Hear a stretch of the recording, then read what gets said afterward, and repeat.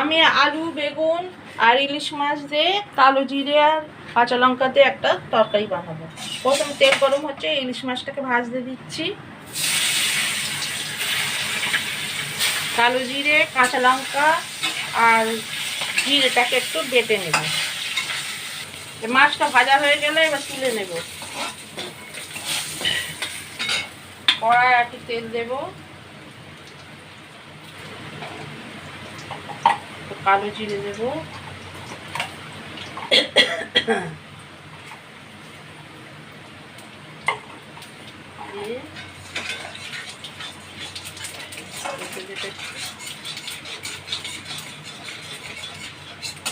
আলুগুলো ভাজতে দেব।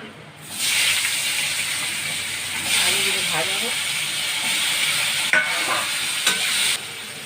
কালো জিরে জিরে আর কাঁচা লঙ্কা বাটাটা দিয়ে দেবো, দিয়ে বেগুনগুলো দিয়ে দেবো, ভাজবো কষবো।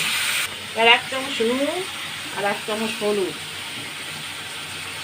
একটু কাশ্মীরি লঙ্কা গুঁড়ো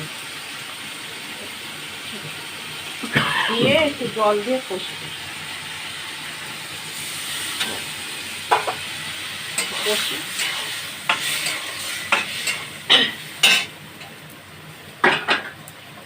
চাপা দিয়ে কষবো, চাপা দিয়ে।